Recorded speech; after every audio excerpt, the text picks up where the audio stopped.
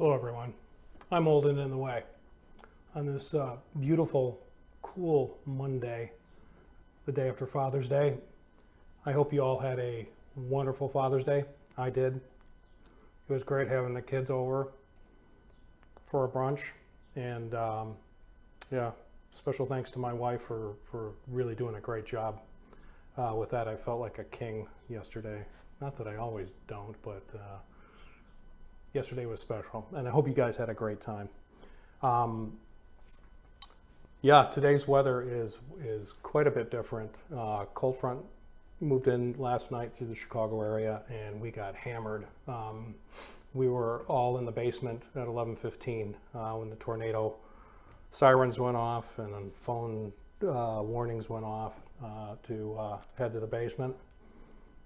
And a tornado did touch down west of here, and I understand there's some property damage and a few people got hurt. So I hope that that all gets sorted out for them. And yeah,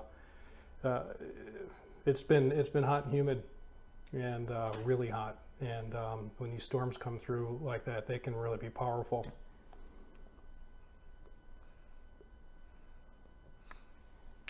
Well, I am smoking my Sea Smokes pot that I purchased last week, and it is a fantastic smoker. I love it. In it, I have some Maltese Falcon. It's a nice cool day. I've been smoking a lot of Virginias and Virginia-based vapors, and tend to stay away from the Latakias and that sort of thing in the hot weather, but it's nice and cool today. And I really do favor English blends. Why am I here today? Good question. I got called out. I got tagged by Shearer Smokes. Keith, thanks. Thank you very much. I'm honored. And by Peter, Truelite, to do the six Padre Pipers thing, and I am honored, as I said, so I'm going to tackle that right now. We were asked to name a blend that we hated and would never smoke again. Well, for me, that has to be Captain Black. I started out my smoking journey at 18, and I smoked Prince Albert and Sir Walter Raleigh because that's what my grandfather smoked, and he's the one that really started me on my journey. and I followed in his footsteps, and I tried Captain Black because of the aroma. It smelled so good. Some of my buddies' dads smoked Captain Black, and it smelled wonderful. And I did not have a great experience, and it really put me off aromatics for many, many years. So it's not for everybody. And because I don't like it, it means there's more out there for you guys that do like it. You're welcome.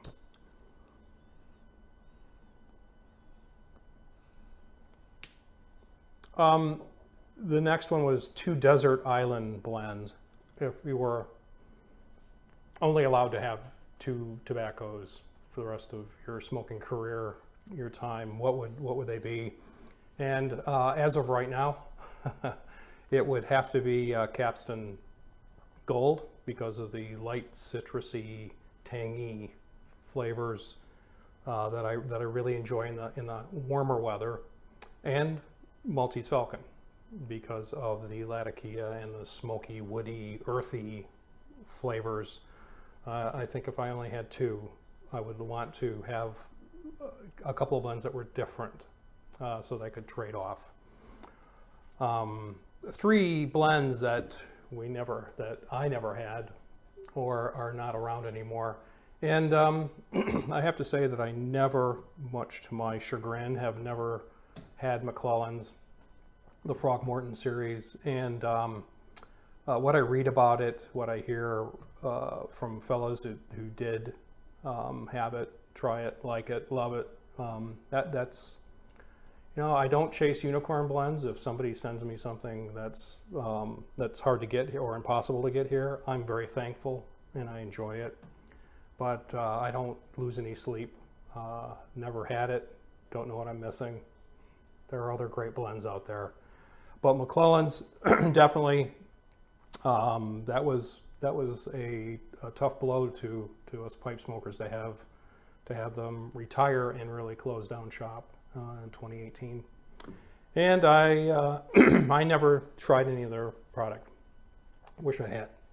4 pipe smokers, dead or alive, that you'd love to share a pipe with. Well, first and foremost would be my grandfather. 48 years ago, he was the reason I'm doing what I'm doing now. He started me on my journey. He never had a heavy hand. He showed me the basics and said, you're going to have to pojka. That's what he called me. Swedish for boy. Pojka, you have to find your own way. When I turned 20, my grandparents bought me a Briar pipe for my birthday.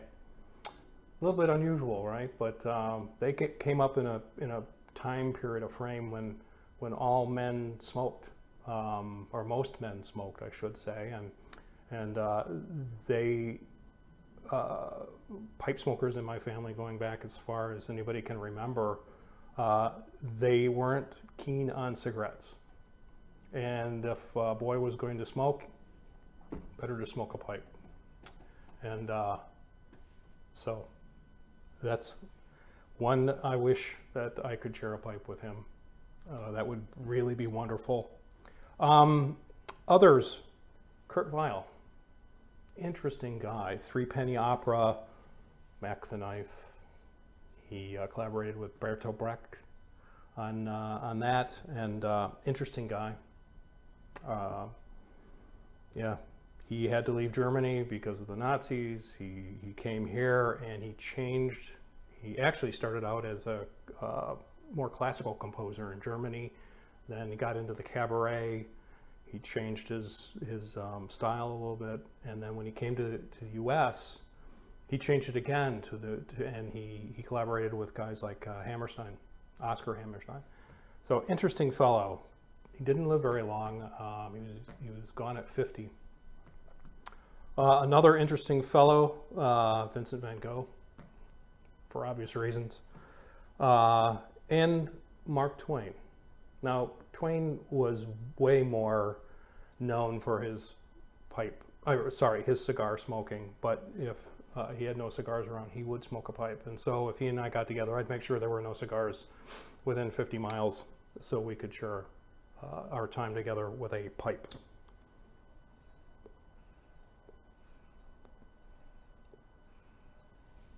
Pardon me, I'm not keeping this one lit, and this Maltese Falcon is tasting so good today. I really do miss these when it's hot. Number 5 YTPC members that I would recommend to a new pipe smoker. Alan Kerslake. A lot of you guys have mentioned him, and I'm so glad that he is not faded from memory. He's got postings that are still up. I would recommend anyone to visit those and watch Alan. What a gentleman! What a stylish dresser, and he was a man of many talents and interests. And he was the first guy I came across.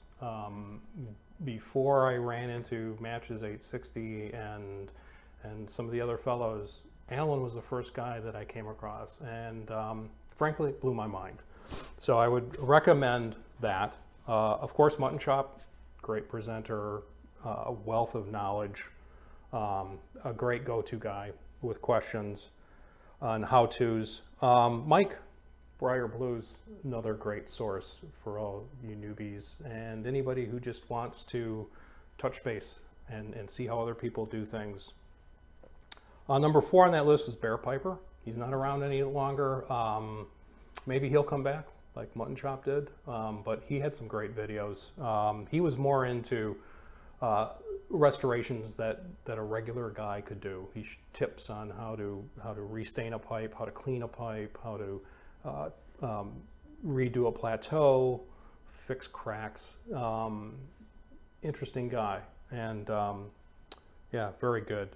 And fifth, I would highly recommend Jeffrey Alton Carter.